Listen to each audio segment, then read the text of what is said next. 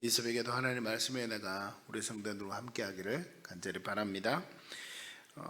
제게 많은 어떤 성도들이 그런 질문을 한 적이 있습니다. 당연히 해답을 알고 있지만 또 얼마 신앙을 생활을 한 지 얼마 안 되는 분들은 참 난제이기도 한 문제가 인간은 원래 선합니까? 원래 악합니까? 이런 질문을 하면 교회에서는 당연히 인간이 날 때부터 어떤 존재입니까? 악한 존재입니다. 악한 존재인데 이 대답을 좀 헷갈릴 때가 많이 있습니다. 왜 악한고 하니 하나님께서 우리를 지으실 때 원래 창조했던 모습은 선한 모습이었습니까? 악한 모습이었습니까? 원래 선한 모습이었습니다. 그런데 아담과 하와가 하나님께서 먹지 말라한 선악을 알게 하는 나무의 열매를 따먹음으로 말미암아 그 뒤에 하나님께서는 모든 인류에게 징계를 내리셨고 그 벌로 말미암아 하나님과 관계가 단절되는 결과를 낳았습니다. 그 죄를 우리는 두 글자로 뭐라고 합니까? 원죄라고 이야기를 하죠. 그래서 사람은 태어날 때부터 이 원죄를 안고 태어나는 존재입니다. 그 원죄를 완전히 해결하신 분이 누구십니까? 예수 그리스도십니다.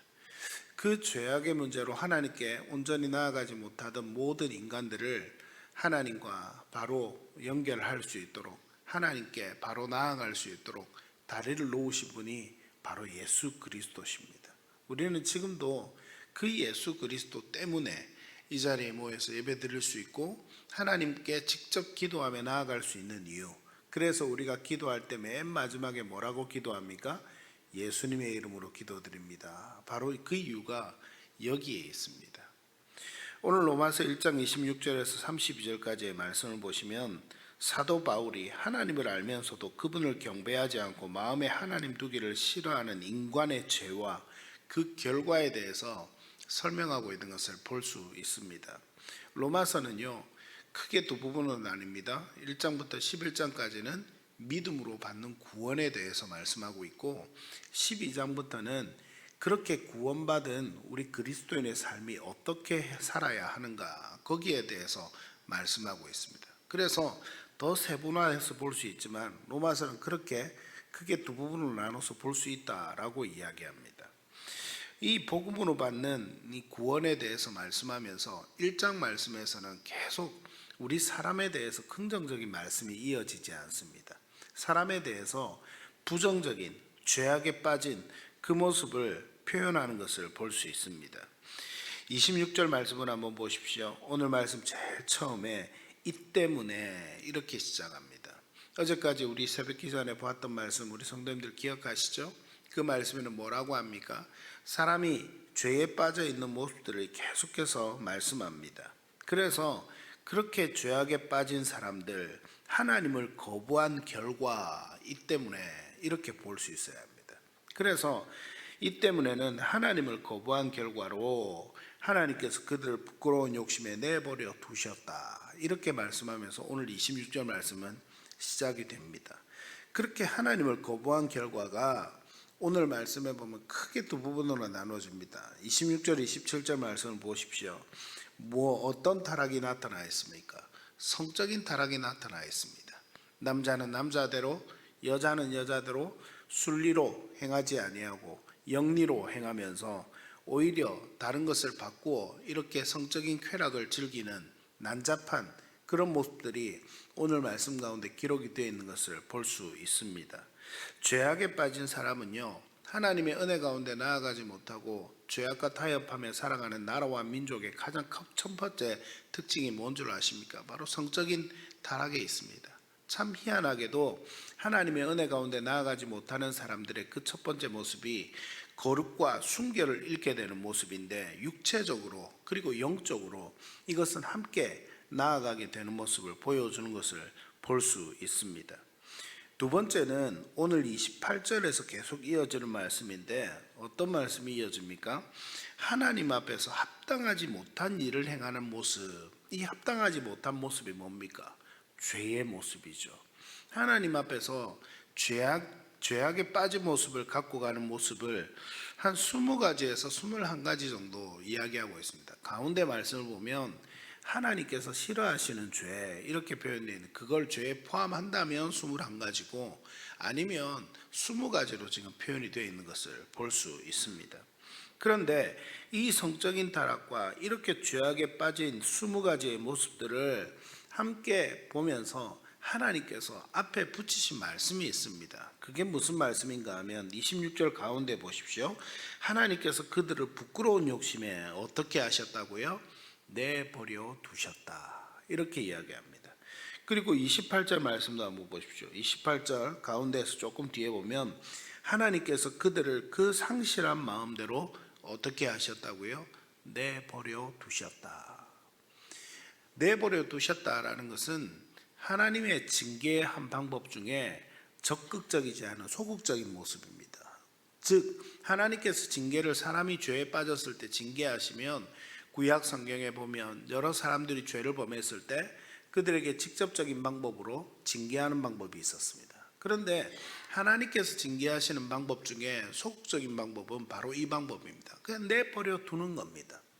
죄악에 빠진 사람들, 죄에 빠진 사람들의 모습이 있는데 그냥 그렇게 살아가도록 내버려 두는 겁니다. 한마디로 이야기해서 무관심한 것처럼 그렇게 하나님은 우리 사람들을 내버려 두시는 것입니다. 결국 32절 말씀을 보십시오. 32절에는 죄인 줄 알고도 행하는 모습들, 그런 모습들이 사람들 안에 팽배해진다. 그리고 또 한 가지, 자신들도 그렇게 죄를 행할 뿐만 아니라 죄를 행하는 자들을 어떻게 한다고요? 옳다고 한다. 이렇게 죄의 결과로 마무리 짓습니다. 즉 죄를 옹호하는 것으로 오늘 말씀을 끝맺는 것으로 볼 수 있습니다.